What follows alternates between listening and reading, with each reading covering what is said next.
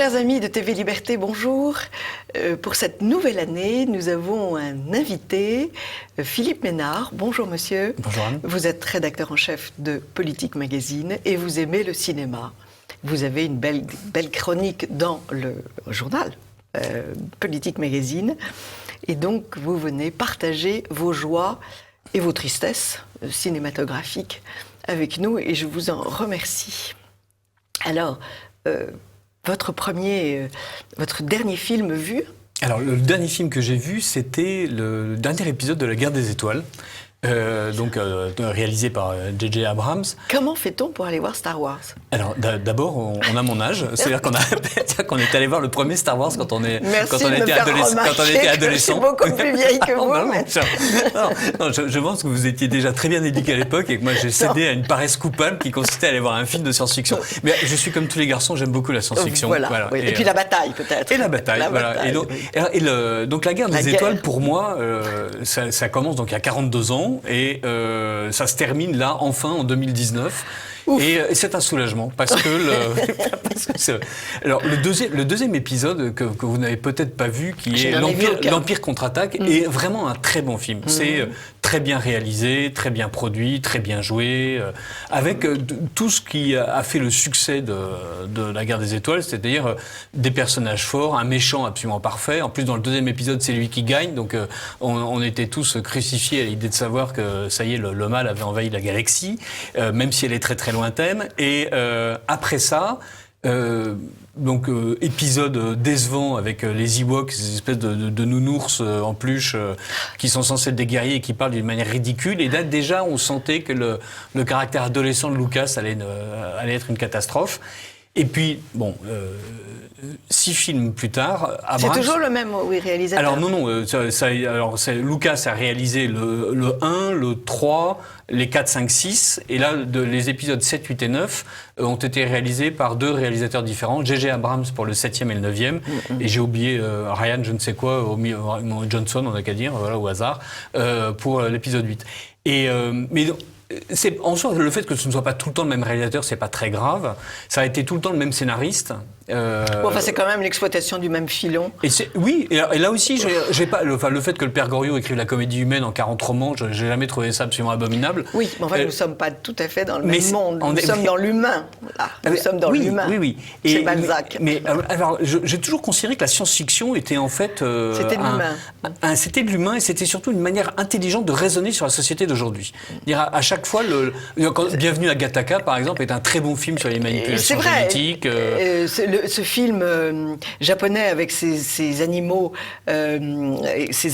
qui sont exilés dans une île. Ah oui. Le film de Wes Anderson sur l'île aux chiens. Oui, l'île aux chiens, ça c'était génial. Voilà, c'était pas. Et donc à chaque fois. Ça c'était une réfléxion sur la société. Voilà, on décale et du coup on peut dire beaucoup plus de choses et d'ailleurs assez réactionnaire la plupart du temps. C'est assez rigolo. La science-fiction. Quand on se met à réfléchir, on devient très vite réactionnaire. L'avenir nous appartient. Et là, ce film, pour moi, termine la saga. Évidemment, c'est filmé sans intelligence. Les décors sont somptueux, les personnages sont ridicules. Mais en revanche, le matériau est là. C'est-à-dire, en fait, on n'est plus obligé d'attendre le suivant. Maintenant, il y a un univers d'une richesse, en fait, visuelle absolument incroyable. Et c'est ça qui est intéressant. Comment est-ce qu'on va pouvoir continuer à exploiter cet univers-là? Et il y a une série télévision, Le Mandalorien, qui n'est pas une série télévisée, d'ailleurs, qui est une série distribuée par des plateformes genre, et si je ne m'abuse, là, en l'occurrence, c'est la plateforme d'Apple, qui est une très bonne série de science-fiction. Et où, grâce à Dieu, on ne parle plus de Skywalker, on ne parle plus de Darth Vader. Et donc la manière dont je ne sais pas comment on dit 9 en grec. Je n'étais pas assez sage pour faire du grec. Je sais dire hepta, ça veut dire 7. Mais donc la manière dont cette série, dans cette saga en 9 épisodes se clôt, c'est surtout en fait l'occasion d'ouvrir un autre champ. Voilà. Très bien. Alors moi, j'invite les téléspectateurs à voir Les Vétos, qui est un film qui ressemble bien sûr à ce film sur la campagne française Au nom de la terre, Et c'est une histoire assez jolie, bien fichue, bien organisée. C'est une jeune fille, une jeune femme qui est vétérinaire, mais qui a choisi la voie somptueuse des laboratoires, et la recherche, et que son oncle rappelle de façon urgente, en faisant semblant de mourir, d'être mourant. Et elle revient voir cet oncle qui l'a carrément abandonnée, puisque c'est une fille qui a perdu sa maman quand elle était très jeune. Et en fait, il veut la récupérer pour qu'elle prenne sa place dans ce cabinet de vétérinaire. En province, donc. Au milieu dans la Nièvre. Et, oui, c'est pire que la province, je comprends. Il faut 3/4 d'heure, une heure pour aller au cinéma un soir, dit un candidat qui ne va pas rester d'ailleurs.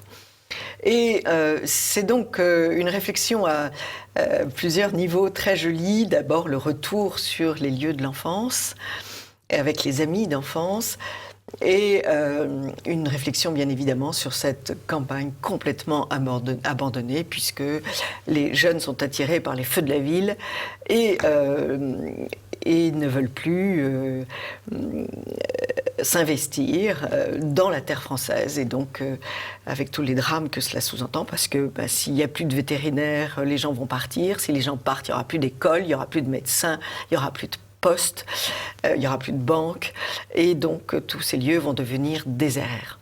Et c'est une très jolie réflexion, c'est plein d'amitié et de respect, et donc c'est un film qui fait du bien et qui, à mon avis, est très très vrai. Voilà.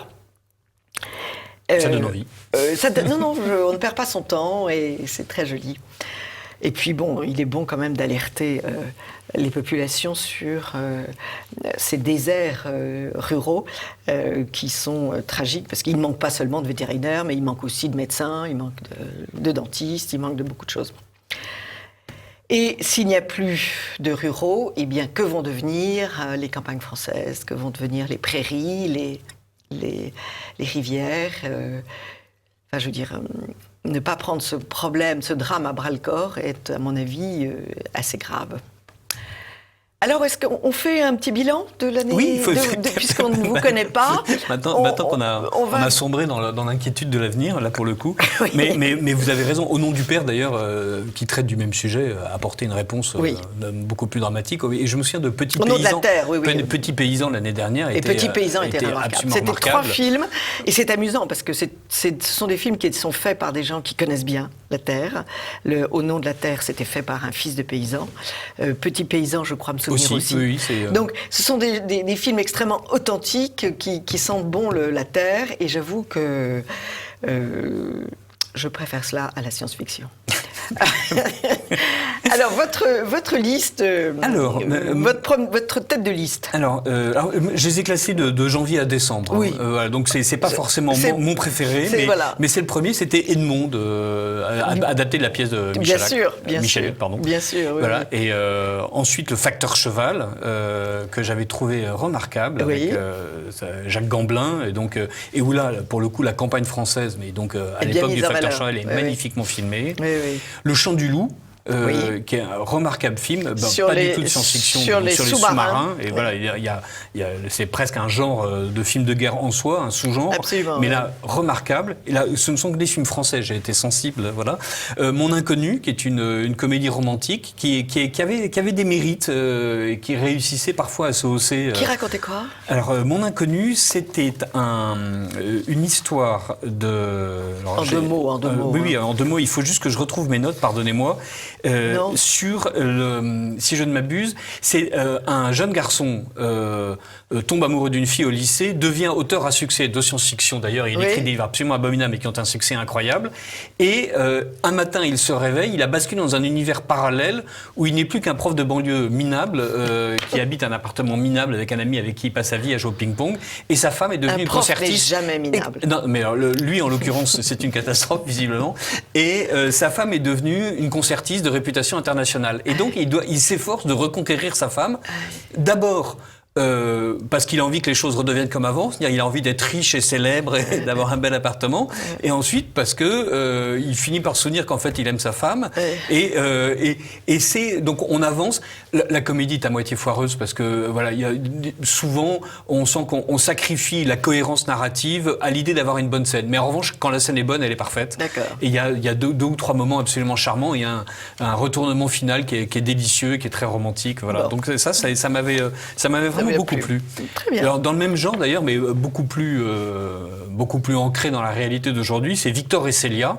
Oui. Un film de Jolivet, voilà, dont j'ai revu Simple Mortel il n'y a pas longtemps, qui était pas un film de science-fiction, mais un film un peu fantastique où des extraterrestres obligent un humain à des épreuves un peu bizarres, et ils lui font comprendre que soit il respecte ces épreuves alors qu'ils deviennent de plus en plus durs, moralement durs surtout, soit la planète... Victor et Célia, c'est l'histoire du salon de coiffure. Oui, j'étais parti sur Simple Mortel, mais donc voilà. Et donc là, c'est deux apprentis coiffeurs, joués par deux acteurs français très drôles. Et qui réussissent à vaincre l'adversité. Voilà, veulent monter un salon de coiffure. Comment vont-ils y arriver? Et évidemment, quelles sont les histoires d'amourettes? Alors, il y a deux ou trois vulgarités au passage, avec notamment deux personnages homosexuels qui sont des folles perdues.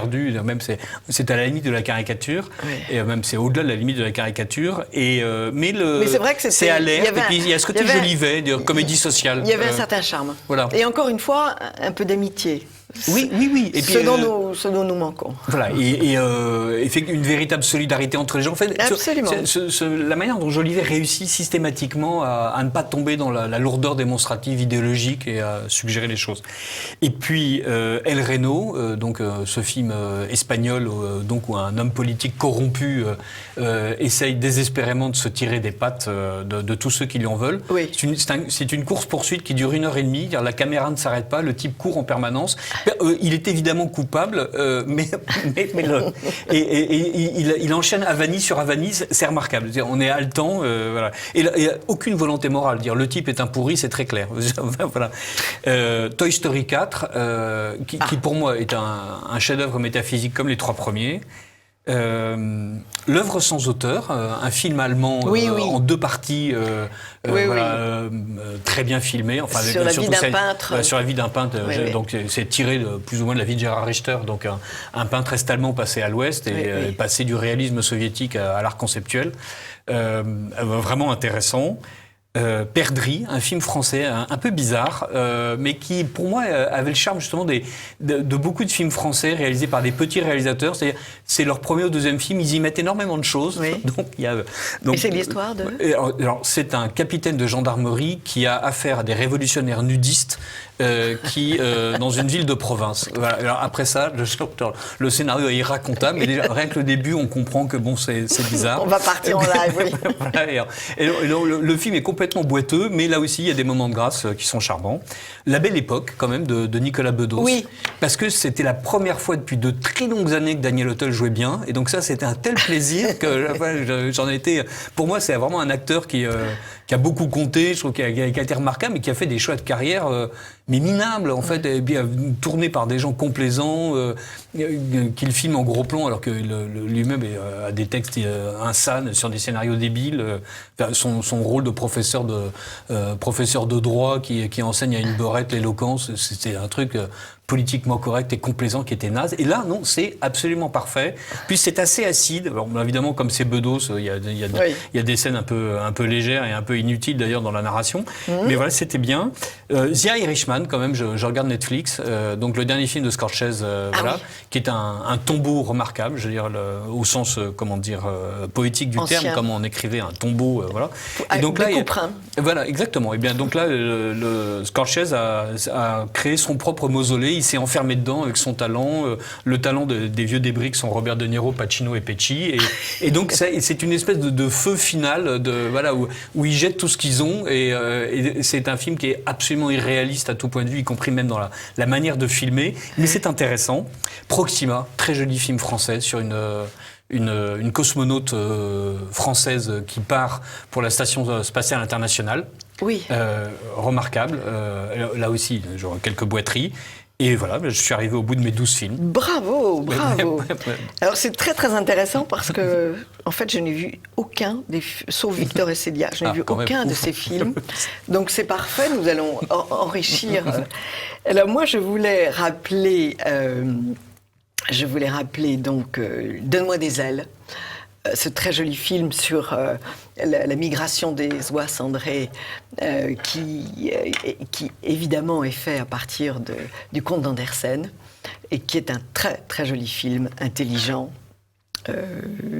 On en a beaucoup parlé. Je vous invite à regarder cette vidéo puisque maintenant il n'est plus sur les écrans. J'ai beaucoup aimé Alice et le maire parce que j'aime infiniment Lucchini et que se moquer des municipalités est pour moi un plaisir de choix parce que je trouve qu'ils ont encore beaucoup de choses à faire. Le maire, là, on lui donne comme idée de s'occuper de Lyon en 2050. Moi, vous avez raison. Et Lucchini, là aussi, pour une fois, est très bien dirigé, ce qui fait qu'il ne fait pas trop de Lucchini. Non, et il est d'une justesse. Cela dit, j'arrive de Lyon, j'ai passé le week-end à Lyon, et j'ai été absolument éblouie. C'est une ville splendide. L'éclairage a été diminué. Ce sont des tout petits lampadaires avec une lumière discrète, ce qui fait que l'on voit les façades d'immeubles. C'est des façades absolument somptueuses. Lyon est d'une richesse incommensurable. Les fontaines sont ravissantes. Et puis cette ville qui est dominée par la colline de Fourvière avec le bandeau lumineux « Merci Marie », on se dit mais on est dans un autre monde. Donc, le film n'a pas de rapport avec la ville, mais c'était une très bonne réussite. Sorry We Miss You, ce film social sur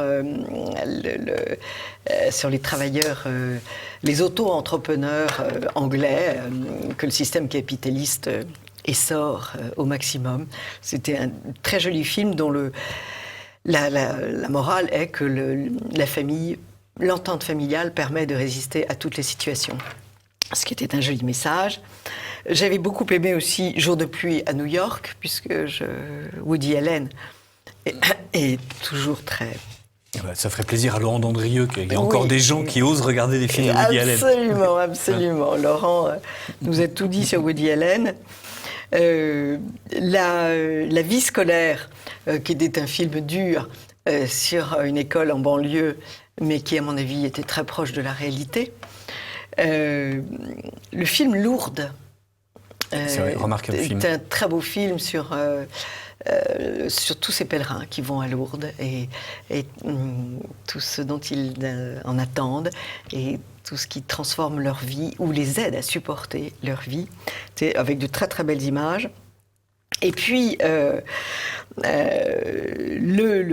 grand film que je conseille à voir en famille, et qui est sur nos écrans, c'est Ballerina.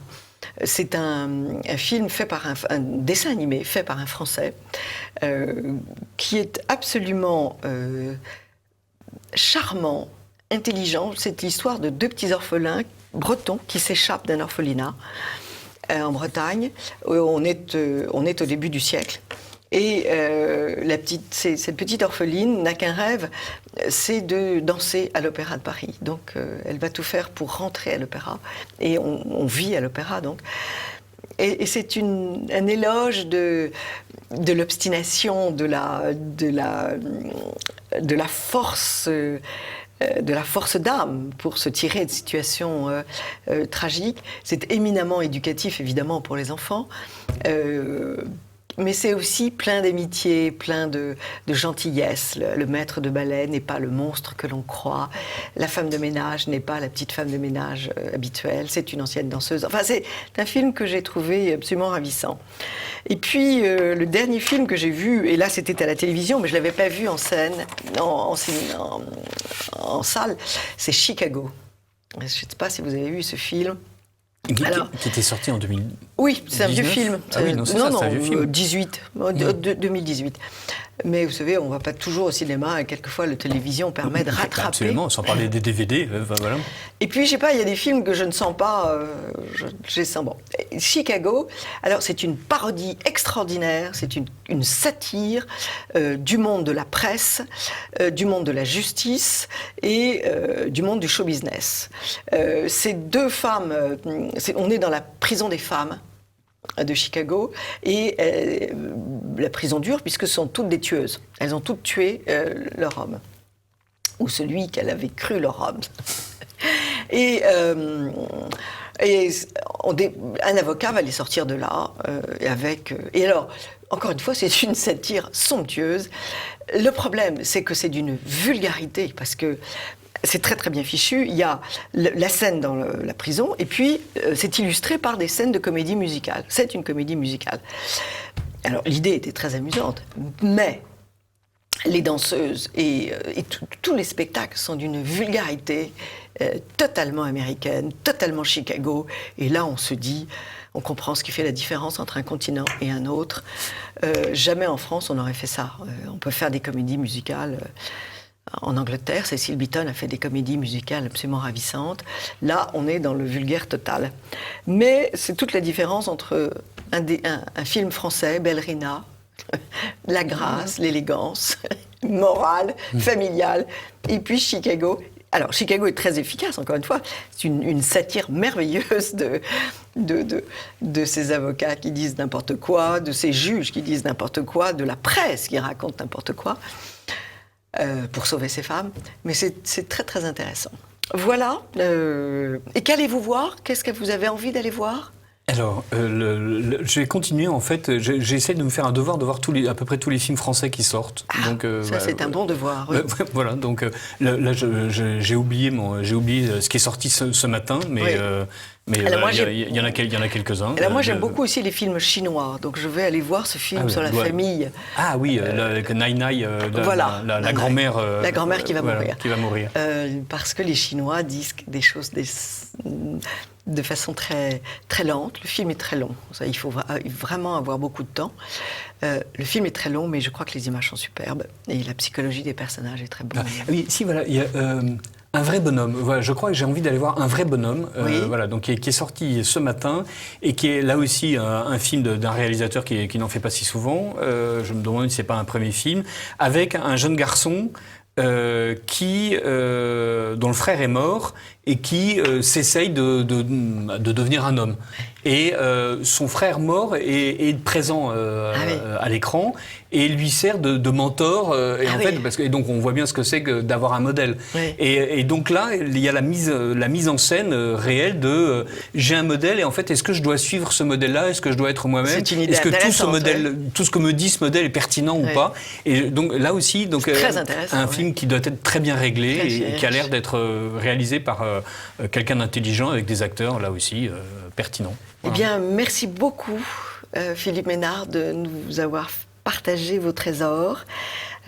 J'espère que nous vous reverrons. Avec grand plaisir. Nous allons retrouver un jour Arthur de Vatrigan et Frédéric Pic, mais Arthur a dû être empêché parce que c'est quand même très difficile de prendre le métro ces jours-ci. Et nous retrouvons nos collaborateurs habituels. En tout cas, merci beaucoup d'être venu et à très vite. Merci Philippe Ménard. Et lisez Philippe Ménard dans Politique Magazine. À très vite, chers amis de TV Liberté.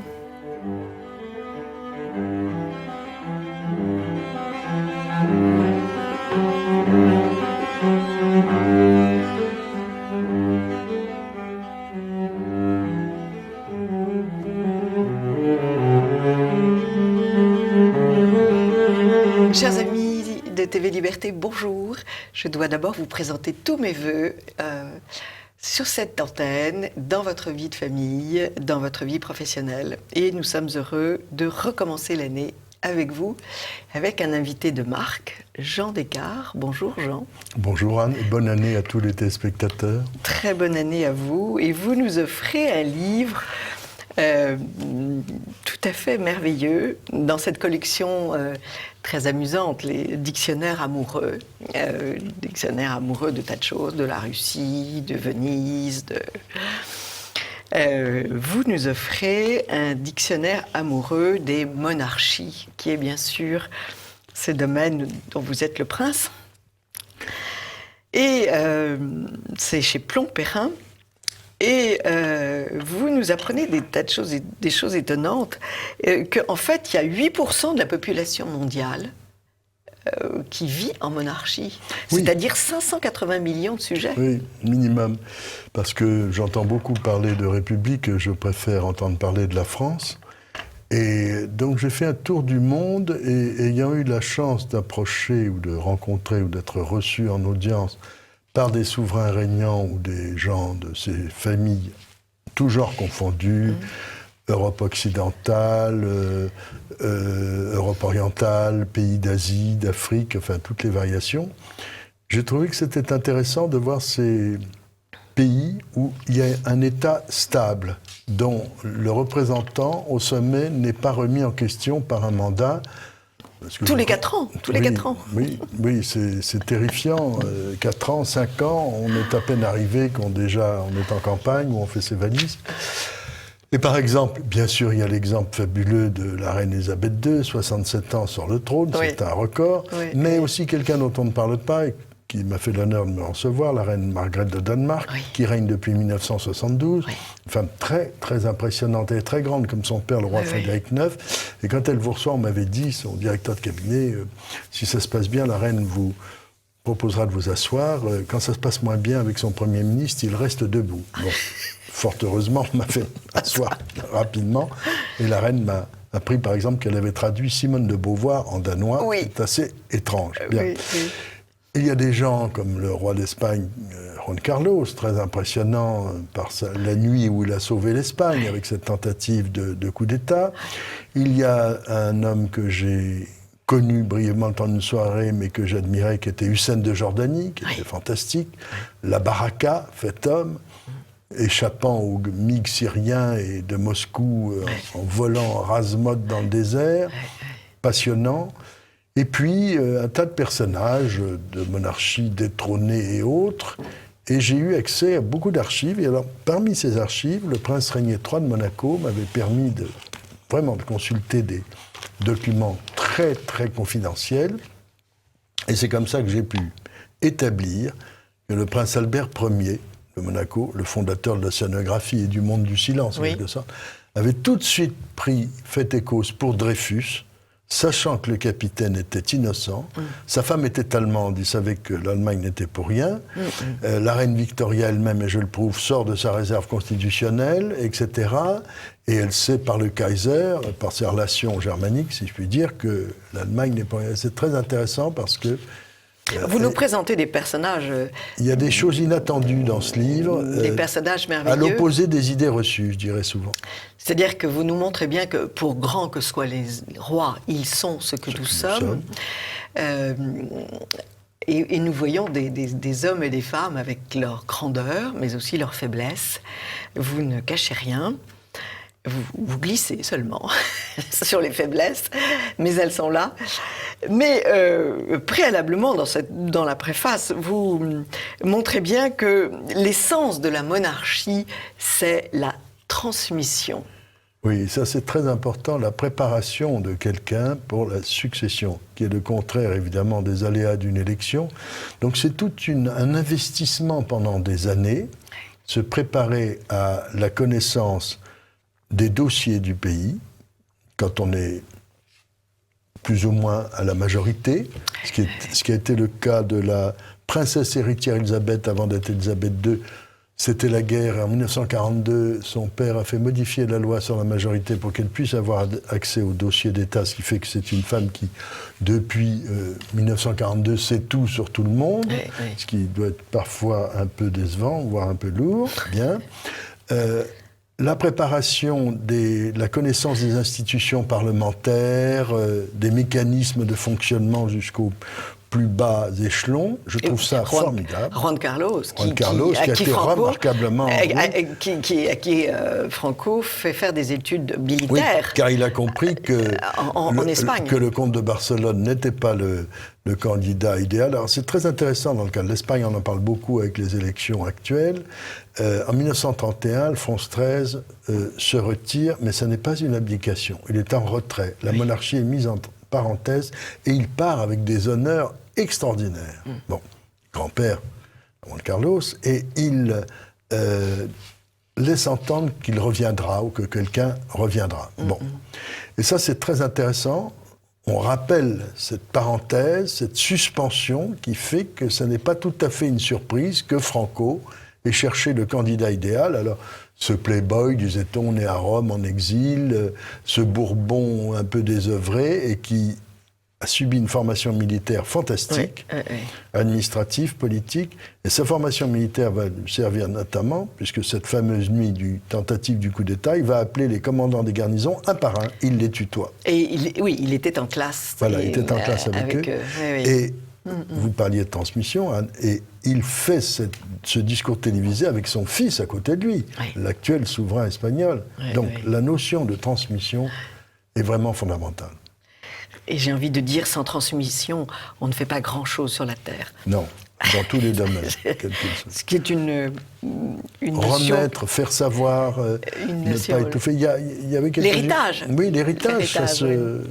Mon illustre papa, Guy Descartes, mort dans mes bras, son dernier mot a été « transmets, transmets ». Ne garde pas les choses pour toi, transmets. Et je trouve que c'est une mission extraordinaire. C'est pour ça que cette émission existe, c'est pour transmettre. Vous écrivez aussi, Jean, l'avenir d'une tradition est le contraire de l'immobilisme. Oui, bien entendu. Alors ça, c'est très parce important de rappeler on cela. voit très bien que les monarchies qui existent aujourd'hui ne sont pas du tout surannées. Elles ont toujours été adaptées au temps, et je reprends l'exemple britannique qui est extraordinaire dans l'évolution des mœurs, parce que la reine a réussi à marier la royauté, la tradition avec la nouveauté, l'innovation permanente. Elle décide en 1953 que son sacre et son couronnement seront télévisés, ce qui est une révolution pour l'époque. Churchill était contre. Elle devient la reine de l'image. C'est très prémonitoire. Bon. Le Swinging London des années 60 qui bouleverse tout le monde avec la mini-jupe, le collant et les Beatles, elle décore les Beatles.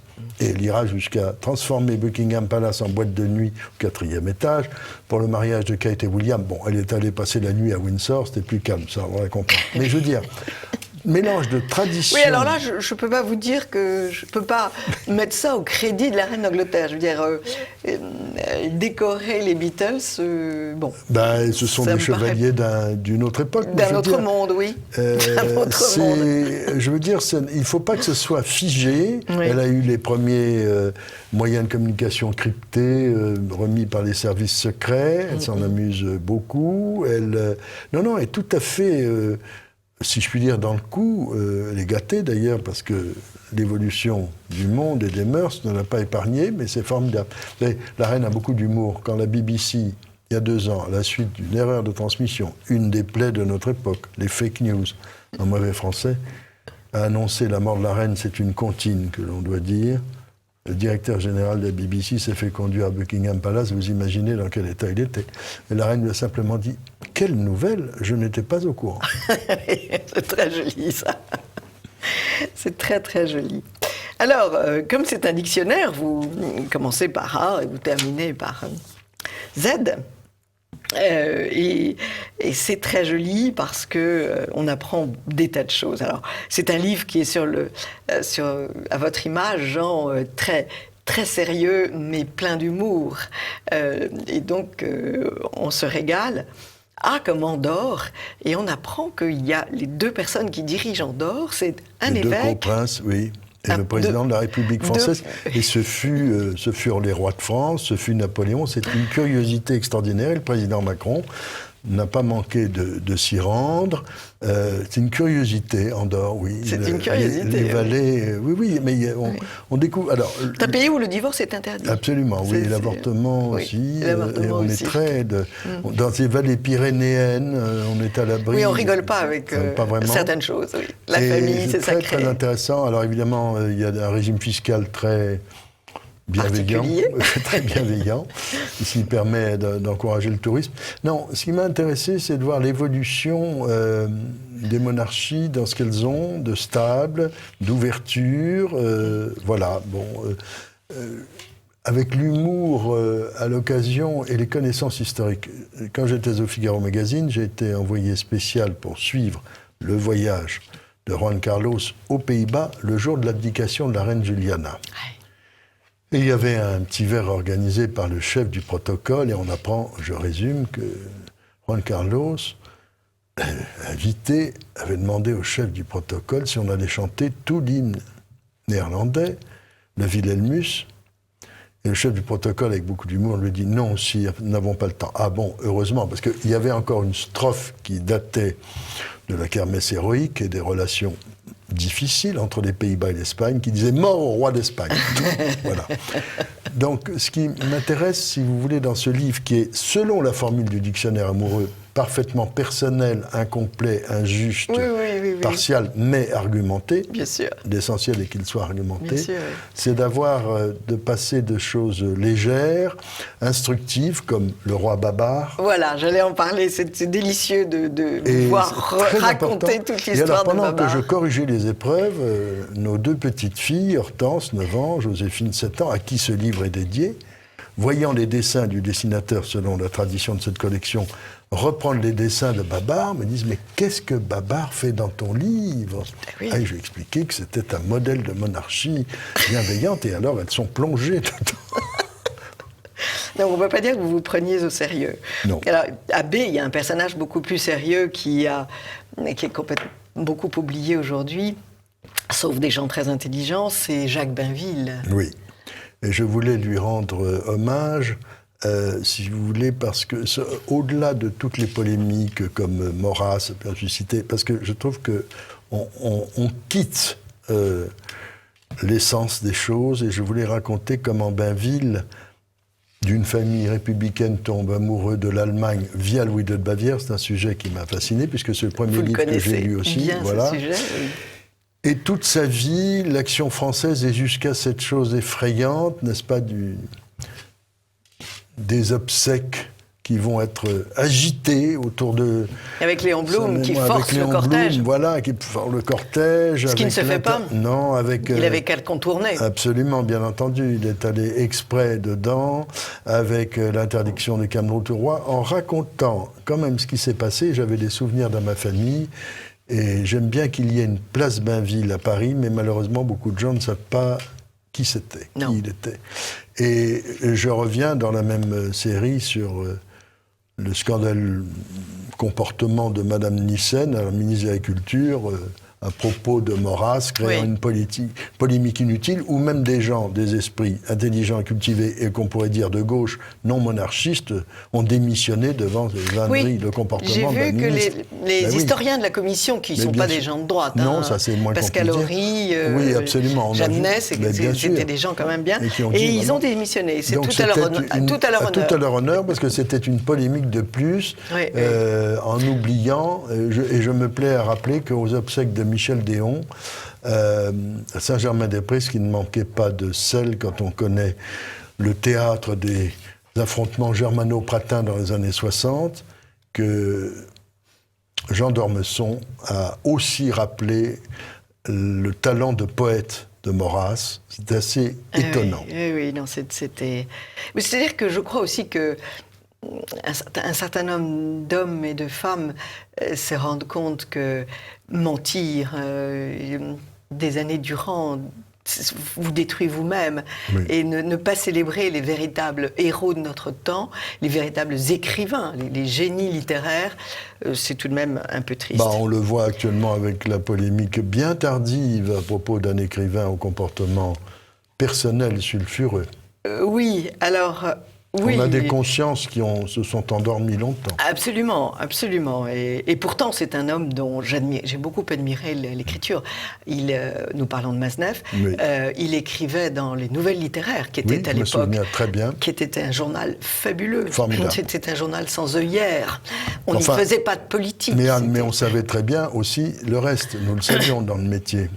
Alors, moi, je ne l'ai pas su. J'avais 20 ans, je ne savais même pas que ça existait, ces choses-là. Donc, si vous voulez, je lisais du Masnev, je lisais ses articles, parce que j'étais déjà éprise d'écriture, et je buvais ces articles. Et puis, un jour, j'ai découvert, et j'ai été extrêmement triste, et je ne l'ai jamais invité. Je n'ai jamais pu l'inviter pendant 30 ans à la radio. Il a été invité, mais moi-même, je ne l'ai jamais invité. Et le plus grave, c'est qu'il vivait de subventions du Centre national des lettres. Mais c'est vraiment, c'est vraiment un peu sinistre. Quand j'entends les polémiques, les fameuses polémiques en mauvais français, MeToo, il y a des gens qui ont des consciences à retardement. Alors, il y a d'une part des consciences à retardement, mais c'est très facile de jeter haro sur le baudet. Absolument. Moi, je critique les mères de famille qui ne surveillent pas où vont leurs filles l'après-midi. Et deux, exactement, je critique l'éducation de ces mêmes petites filles à qui on ne dit pas aucun homme ne te touche, ma cocotte. Absolument. Et voilà pour telle et telle raison. Si vous voulez, ces femmes qui jettent le discrédit sur un homme qui les a touchées il y a 30 ans, qui en font leur beurre, ça me fatigue aussi. C'est un peu comme les mères des petits rats de l'opéra du temps de Degas, qui jouaient un peu les Sainte-Nitouche alors qu'elles étaient dans l'ombre et ravies et c'est probablement absolument la même histoire. Tout ça est assez sale, à vrai dire, mais c'est un des aspects de notre belle démocratie, on va dire. Voilà.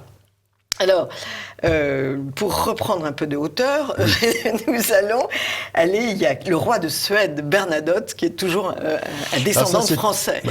Racontez-nous ça, c'est merveilleux. C'est absolument passionnant parce que j'ai été reçu à Stockholm et c'est fascinant et beaucoup de Français l'ignorent. Napoléon, on le sait, a bousculé bien des monarchies européennes. Il en a créé.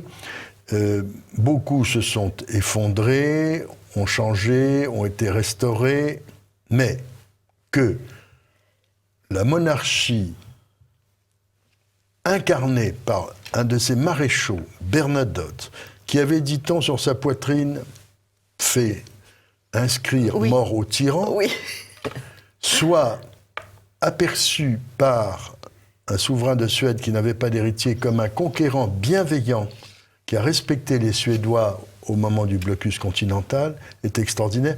Je précise que, d'ailleurs, cette bienveillance est à l'origine de la neutralité diplomatique de la Suède. On ne s'en mêle pas.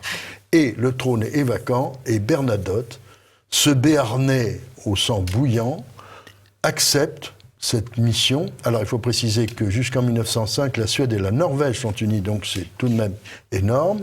Alors, on imagine aussi, avec l'accent béarnais, ce que ça pouvait donner la langue suédoise. Désirée Clary, son épouse ancienne conquête de Napoléon, n'a jamais pu s'y mettre. L'accent marseillais devait être trop fort. Mais je trouve ça, ayant été reçu au Palais de Stockholm avec le portrait de Bernadotte, nous avons actuellement le roi Carl Gustaf XVI, qui est le 7e descendant de Bernadotte. C'est tout de même extraordinaire. Je pense que Napoléon en serait furieux et vexé, puisque ça vient de Bernadotte qui l'a trahi. C'est un pied de nez à Napoléon. Je trouve ça très très drôle. Et pour en finir avec les B, j'aime beaucoup aimer le roi du Bhoutan qui calcule le bonheur national brut, le BNB. Ça, c'est quand même il est dans joli. La Constitution, donc il est obligatoire, c'est un objectif du gouvernement d'être heureux. Alors, vous nous offrez des scènes magnifiques, la scène justement de Philippe VI, roi d'Espagne, cette fameuse nuit où la Catalogne menace de prendre l'attentat contre le roi, carrément. Et vous nous donnez aussi, vous nous faites toucher du doigt toutes ces familles régnantes qui sont parties en exil. Parce que quand même, notre siècle républicain est le siècle qui a interdit à des personnes le sol de la patrie. Absolument. Et c'est pour ça que je voulais consacrer une entrée au Portugal qui a accueilli du côté de Sintra et de Cascais, qui a accueilli un certain nombre de têtes couronnées, de prétendants qui avaient été chassés. Toute l'Europe après 1918 et plus tard, depuis Charles et Zita en passant par le comte et la comtesse de Paris plus tard, etc. Et ce qui est amusant, c'est le regard d'un homme tout à fait inattendu, Orson Welles, qui se trouve au bar de l'hôtel Palacio et qui demande un verre de thé. Ça me paraît douteux, ça, je le verrais plutôt buvant autre chose. Oui. Et à qui le maître d'hôtel, le majordome, explique que c'est une Europe et un monde couronné et qu'il y a des rois partout. J'ai trouvé que c'était fantastique parce qu'ayant pas mal voyagé au Portugal, dans cette région, j'ai vu avec quelle fierté on avait accueilli un certain nombre de hauts personnages qui incarnait un pays, une histoire, une émotion, un soutien, voilà. C'est-à-dire que je pense que le Portugal garde le souvenir de ces temps glorieux. Oui, et donc Duarte, l'héritier de la maison de Bragança, aujourd'hui est très très populaire. Il y a même eu des mouvements au Parlement. Salazar a été formidable, très intelligent, très malin. On ne peut pas détruire... Vous savez, Anne, le drame de la France sur le plan de la connaissance, c'est quand vous entendez des gens comme M. Mélenchon dire que la France n'est née qu'en 1789. Oui. Car jamais les bolcheviks et les pires staliniens n'ont dit que la Russie était née en 1917. J'étais en Russie à nouveau en 2017 pour le centenaire de la Révolution. J'étais pour un voyage sur les Romanov. Le président Poutine a dit pas de commémoration, pas de festivité, pas de mémoire, ça nous a coûté trop cher et ça fait reculer la Russie. Grande leçon. Grande leçon, absolument. Et puis, vous nous offrez aussi des portraits de reines magnifiques. Et vous nous apprenez des tas de choses. J'ai beaucoup aimé le portrait d'Élisabeth de Belgique, qui joue du violon de façon divine. Elle dit « Je ne suis qu'une artiste ». Je ne suis qu'une artiste ou je ne suis qu'une reine. Oui, elle est toute petite. Elle est toute petite, mais elle a un grand, grand caractère. Extraordinaire, comme son mari, le roi Albert Ier, elle va tenir sur un bout de lande belge après l'invasion du territoire belge de la Belgique neutre en 1914.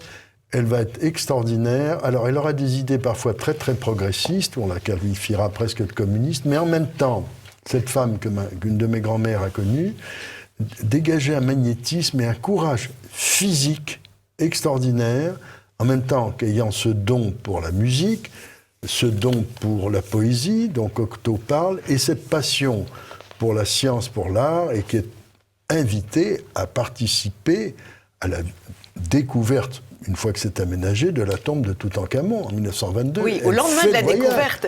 Au lendemain de la découverte. Alors elle est dans les tranchées avec ses soldats et on la supplie de se mettre à l'abri et elle répond « Je suis si petite, ils ne me verront pas ». Je trouve ça très très joli. Et ce qui est de très beau aussi, Anne, c'est qu'elle était née Wittelsbach, elle était née, donc allemande, on va dire, pour simplifier. Et elle dit, je suis belge, je mets un rideau de fer entre ma famille et moi. Formidable, le courage. Quelle tristesse aussi pour elle. Oui. Et cette amitié avec Vera Rennes qu'elle va soutenir. Et Vera Rennes la voit exilée à La Panne. Et il va écrire « Ce n'est qu'un bout de sol dans l'infini du monde, ce n'est qu'un bout de sol étroit, mais qui renferme encore la reine et son roi et l'amour condensé d'un peuple qui les aime. » C'est du pur Vera Rennes, mais c'est vraiment très joli. Et elle est rentrée à cheval à côté du roi Albert Ier dans Bruxelles le jour de l'armistice, applaudi, acclamé. C'est vraiment un personnage tout à fait impressionnant. De fermeté, d'intelligence et de clairvoyance. Je terminerai sur assez. Vous avez parlé de cet article qui a longtemps existé dans le Canard enchaîné, qui s'appelait La Cour. Ah oui, parce que... et c'était absolument fabuleux. Ce journaliste écrivait de façon merveilleuse. André Ribot. André Ribot qui disait, avec beaucoup de talent, en prenant un peu la plume du cardinal de Retz, un ton 17e, 18e. Qui a fait école d'ailleurs. Qui a fait école, bien sûr. Après, il y a eu les chroniques. Pour dire des méchancetés, on est beaucoup plus efficace quand on est poli. Oui, c'est une leçon. Suppose une richesse de vocabulaire. Oui. Et je dois dire que c'était magnifiquement. Et c'était donc la cour, le roi, c'était De Gaulle. Oui. Et il cite De Gaulle, la presse est contre moi, mais la télévision est à moi. Oui, c'était extraordinaire. Et alors, il évoque le style de Gaulle en disant que enfin, des choses qui sont, à mon avis, très révélatrices de Gaulle. Je laisse le soin aux téléspectateurs de découvrir, mais on voit très bien que... C'était une leçon, la cour d'écriture, de polémique intelligente, très raffinée, très subtile. Il n'y avait pas la moindre vulgarité, ce qui nous changeait. Ce qui nous changeait. Voilà, c'était le dictionnaire amoureux des monarchies. Merci beaucoup, Jean Descartes. C'est chez Plomb-Perrin. Et vous passerez un moment de merveilleuse soirée en votre compagnie, chers amis de TV Liberté. Merci, Anne. À très vite, Jean. À très vite, chers amis de TV Liberté.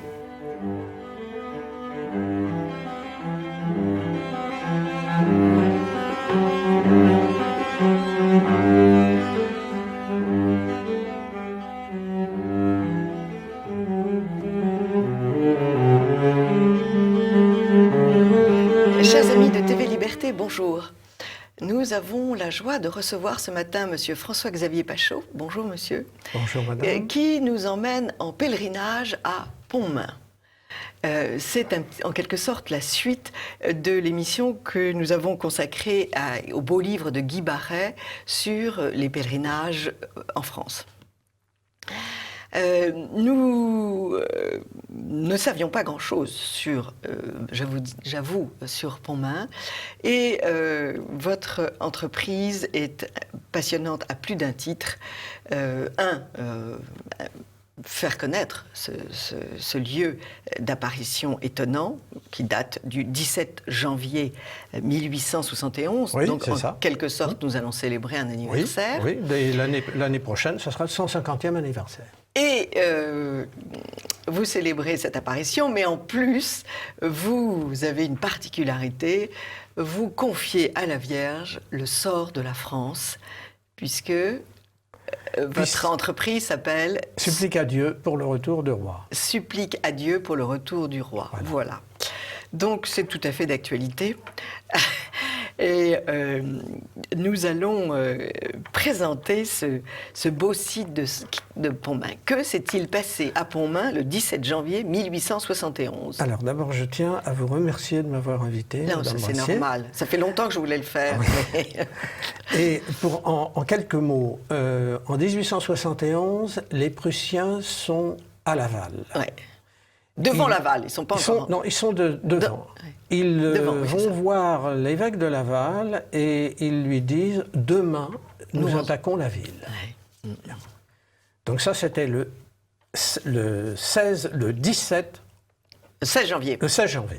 Et le 17, il est 15h30, il est 17h30. Oui, il est 17h30. Donc la nuit est déjà tombée. Oui, il y a des enfants qui sont avec leur père dans une grange en train de piler des ajoncs pour les animaux. Oui. Alors il fait très froid, parce que l'hiver de 1871, c'est moins 15, moins 20. Et un des enfants sort pour voir le temps qu'il fait. Eugène. Oui. Et là, il se trouve, je vais dire, nez à nez, avec une dame, dans le ciel. Et il dit à son père, « Oh, viens voir, il y a quelqu'un dans le ciel. Oui. Alors, son frère arrive, voit, oui. Son père arrive et ne voit rien. Oui. Voilà. Vision réservée aux enfants. Aux enfants uniquement. Oui. Donc, par la suite, des sœurs qui tiennent l'école de Pontmain... Vite, on va chercher les sœurs. Voilà, les sœurs vont chercher le prêtre. Alors, elles amènent des enfants, des fillettes, qui, elles, voient la dame. Oui. Et enfin, on appelle monsieur le curé, qui vient au bout d'un certain temps, mais ils avaient déjà commencé les prières, parce que c'est assez curieux. Au début, on parle d'une belle dame, et la réaction du père, c'est il dit à ses fils, dites 5 pater et 5 ave. Oui. C'est quand même curieux que on ne parle pas de la Sainte Vierge, oui. Et c'est le réflexe qu'ils ont. Oui, voilà. Oui. Alors, rien ne va à Pontmain. Il y a donc les Prussiens qui sont à l'affût. Il y a une épidémie de typhoïde qui reprend. Et il y a 38 jeunes de Pontmain qui sont partis à la guerre, dont on n'a pas de nouvelles. Voilà. Autant dire que le moral est assez bas. Le moral était assez bas, puisque le dimanche, pour moi, le 17 janvier, c'est un mardi. Et le dimanche précédent, les gens ne veulent plus prier dans l'église. Ils rechignent. Tellement ils sont désespérés. Dieu nous a abandonnés. D'ailleurs, il y a un gars du village qui va arriver en disant « Vous pouvez toujours prier ». Exactement. Les Prussiens sont arrivés devant Laval. C'est l'anticlérical du moment, l'agnostique total.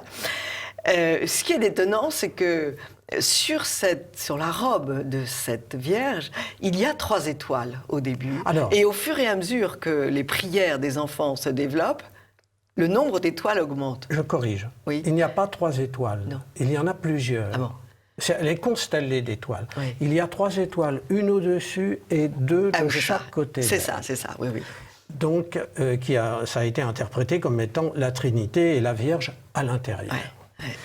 Elle a effectivement une robe constellée d'étoiles, et les enfants remarquent que quand on prie, les étoiles qui sont dans le ciel, sous elle, sous ses pieds, sautent sur sa robe. Et sa robe devient pratiquement toute dorée. Ce qu'on appelle constellée d'étoiles. Voilà. Et ce qui est étonnant aussi, c'est qu'elle est dans un ovale, comme dans une mandorle. Oui. Alors, c'est pas une mandorle tout à fait, parce que c'est une vraie ellipse. La mandorle, elle est pointue. Oui. Oui. Et en bas. Oui. Tandis que là, c'est une ellipse. C'est un beau rond comme celui qu'il y avait dans l'église de Pontmain à l'époque. Et l'une des prières, c'est « Mère de l'espérance dont le nom est si doux, protégez notre France, priez pour nous ». Priez pour nous. Alors, et puis, à bout d'un certain temps, c'est tout fini, vont dire les enfants. On les entend. Ce qui est étonnant, c'est qu'on les entend dire « c'est tout fini ». Alors, il faut parler du message. Oui, parce que bien sûr. En réalité, à Pontmain, il n'y a pas un, mais 2 messages. Oui. Le premier message, et il n'y a pas une, mais 2 apparitions. Il y a l'apparition de la Vierge et l'apparition du crucifix rouge, car il apparaît devant la Vierge. C'est pas un accessoire de la Sainte Vierge. Oui, on va le voir. En zoomant après. Oui.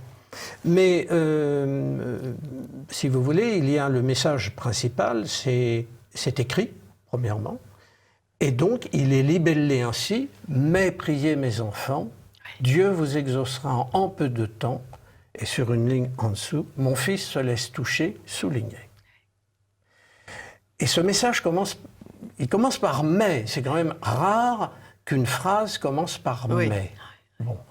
Et c'est là tout le travail que j'ai fait là-dessus, c'est que j'ai fait l'analyse logique du message. Donc j'ai fait comme un enfant de 10 ans. Qui fait de la grammaire. Quand on faisait de la grammaire, j'ai fait de l'analyse logique. Oui.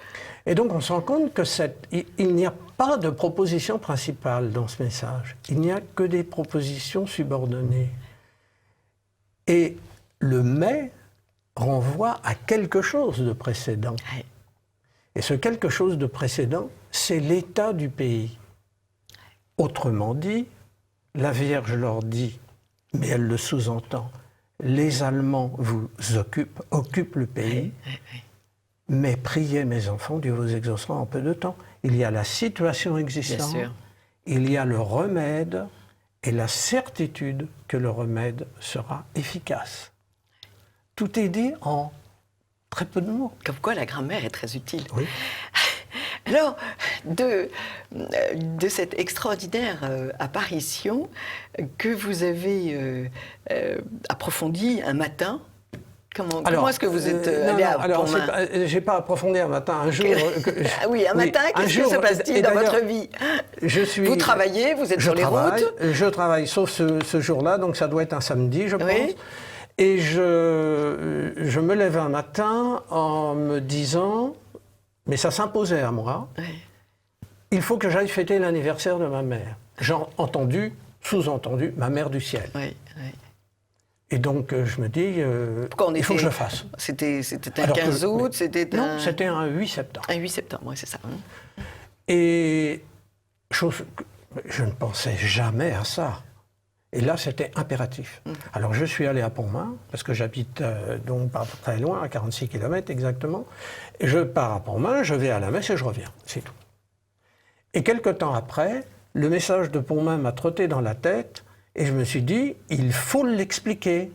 Parce que sinon, il est à la fois vague, concis et en même temps adaptable à beaucoup de situations. À notre époque. Entre parenthèses, à notre époque. Alors là, ce n'est pas les Prussiens qui sont à nos portes, c'est d'autres petits problèmes. Il y a beaucoup de problèmes. Divers et variés. Oui. Et comment vous est venue cette idée? Alors, vous êtes peu républicain, on va dire. Vous êtes même, pas du tout. Vous êtes même totalement royaliste. Et vous estimez donc que la République a failli, en quelque sorte. Alors, c'est pire que ça. Oui, qu'elle ne peut pas réussir parce qu'elle est République. Il faut faire... Moi, je suis parti d'un constat. Oui. Le constat, c'est pourquoi le roi n'est pas revenu en France depuis 230 ans. C'est inédit dans le monde. Quand vous avez des régimes qui tombent, généralement, ils reviennent, peu ou prou. Chez nous, jamais. Sauf une fois. La Restauration, qui a duré en tout et pour tout 16 ans. C'est-à-dire rien. Bon. Et puis, ça a été fini. Et donc, ce constat, c'est que depuis la Révolution, et en particulier depuis une date qui est extrêmement importante, qui est le 14 septembre 1791, jour de la signature par le roi de la première Constitution, tout va mal. Le roi reste une année en monarchie constitutionnelle, et puis tout dégringole. Et la France, depuis 230 ans, change de régime tous les 20 ans. Alors ça aussi, c'est inédit dans le monde. Il n'y a aucun pays qui change de régime tous les 20 ans. Ben nous, aussi. Donc toutes les générations, on change de régime, pas de gouvernement, de régime. Oui. Et alors, comment en êtes-vous venu à créer, à organiser cette supplique pour le retour du roi? Vous en êtes à la 93e, la 94 sera donc le 17 janvier prochain. Oui. Tous les mois, les mensuels. Tous les mois, vous recueillez à Pontmain pour... Alors, on se recueille, mais c'est de la prière intensive. Oui. C'est-à-dire que on ne vient pas là pour faire du tourisme, on ne vient pas là pour visiter, on vient là pour prier. Donc, on refait exactement ce que les gens de Pontmain ont fait le jour... du 17 janvier. On reprend les mêmes prières, on reprend les mêmes chants, et tout ça dans le même ordre. Voilà. C'est très émouvant, oui. C'est très émouvant. Et en plus, au moment du chapelet et au moment de l'adoration, il n'y avait pas eu d'adoration pendant l'apparition. Là, il y en a une. Au moment du chapelet et au moment de l'adoration, on demande pardon pour les péchés de la France au nom de tous les Français. Si bien que je dis aux gens souvent, n'oubliez pas, ici on est 50 ou 60 environ par mois, vous avez 1 million de Français sur les épaules, et c'est pour eux que vous devez prier. On leur fait sans leur demander leur avis, mais on le fait quand même. Ça s'appelle la communion des saints. C'est une initiative tout à fait étonnante. L'année prochaine, c'est donc le 100... Alors le 150e, le 17 janvier 2021, 150e anniversaire. Et donc, vous réunissez, vous lancez un appel aux téléspectateurs, tous ceux qui habitent la région, tous ceux qui voudraient venir. Ils vont sur Internet et ils tapent « supplique Alors, il tape Chouan de cœur. Pontmain, trait d'union, supplique à Dieu. C'est ça, Pontmain, supplique à Dieu. Pontmain, supplique à Diur. Et ils auront tout le déroulé des activités. C'est pas toujours à jour, je reconnais, mais on va essayer de faire mieux. Cette année, vous avez une information tout à fait étonnante, puisque vous avez fait des recherches et vous êtes allé voir les prophéties du curé de Montnusson, qui avait connu la Révolution. Dont les meilleurs amis dont les meilleurs amis sont morts, dans lesquels. Ce prêtre a fait des prophéties qui sont tout à fait étonnantes et qui disent: l'année des 2 printemps, la République mourra dans l'opprobre général. Alors, la deuxième partie de la phrase, on l'envisage assez bien parce que l'opprobre est déjà sévèrement entamé. Oui, on peut le dire. Il se répand bien. Mais alors, l'année des 2 printemps. Voilà, ça c'est le mystère, mais bon... Vous faites encore une analyse. Alors, c'est une interprétation, il ne faut pas non plus dire plus que ça ne vaut. Simplement, je pense que l'année des 2 printemps n'est pas une question de saison. Ce n'est pas parce que c'est très difficile de déterminer s'il y a 2 printemps dans une année. Non. En tout cas, le printemps, c'est la saison de la jeunesse, donc c'est 20 ans. Voilà, c'est ce que je pense. C'est 20 ans, parce que c'est là où elle est en pleine floraison, la jeunesse. Et donc 20, et encore 20, puisqu'il y en a 2. Nous sommes en 2020. 2020, voilà. Ça, c'était quand même la bonne nouvelle que je voulais donner aux téléspectateurs, qui, moi, me fait très plaisir. Mais enfin, il ne faut pas non plus que les téléspectateurs se fixent. En 2020, c'est l'anniversaire de la canonisation de Marguerite Marie et l'anniversaire de la canonisation de Jeanne d'Arc. Et ça, c'est très important. Ce qui n'est pas rien non plus. C'est très important. Ce qui n'est pas rien. Parce qu'il faudrait tout de même que les Français se rappellent un petit peu que les saints et saintes de France, la Vierge, se sont toujours préoccupés du sort de la France. Toujours. Et que dans les situations les plus graves, ils sont intervenus. Oui. Si je peux préciser. Oui. D'ailleurs, la Sainte Vierge répond de la même façon que les hommes. Le message de Pontmain est en réalité un télégramme. Vous savez que la guerre de 70 a commencé par la dépêche d'Ems, c'est-à-dire un télégramme truqué par Bismarck qui a fait que les Français ont pris ça très mal et ont déclaré la guerre.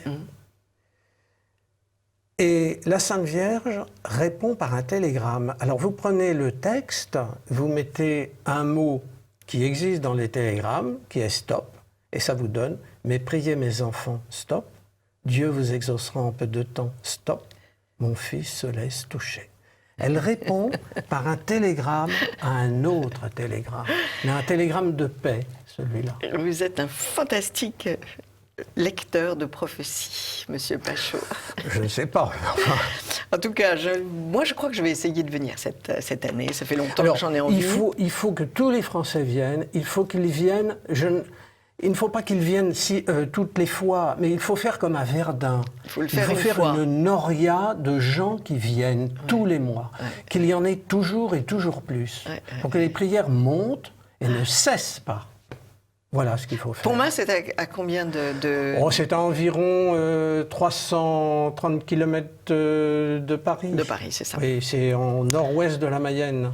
Nord-ouest. En tout cas, merci beaucoup. Et de Laval, c'est à combien de kilomètres de Laval ? De Laval, ça doit être environ à 70 km. 70 km. Mais je vous signale qu'il n'y a aucun moyen de transport pour y aller, sinon le train à Laval, et puis après, vous vous débrouillez. C'est à la grâce de Dieu. Blablacar, vous savez, ça marche très bien, Blablacar. Oui. Merci beaucoup, Monsieur Pachot, d'être venu nous présenter ce haut lieu de prière français. Voilà. Et je demande aux Français de venir, et surtout aux royalistes. Et surtout aux royalistes, absolument. Il ne s'agit pas de désirer le retour du roi. Non. Il faut agir pour le retour du roi. Et s'adresser au bon roi. Et le seul qui soit... le roi du ciel. Oui, mais attention, Madame Brassier, il est roi du ciel juridiquement. Oui, bien sûr. Il ne faut pas l'oublier. C'est marqué dans les textes. Bien sûr. Et donc, on ne fait pas n'importe quoi avec les textes. Vous nous l'avez prouvé. Merci beaucoup, monsieur. Merci, madame. Chers amis de TV Liberté, il ne vous reste plus qu'à aller sur Internet et taper « Pontmain supplique à Dieu ». Merci beaucoup. Merci, madame.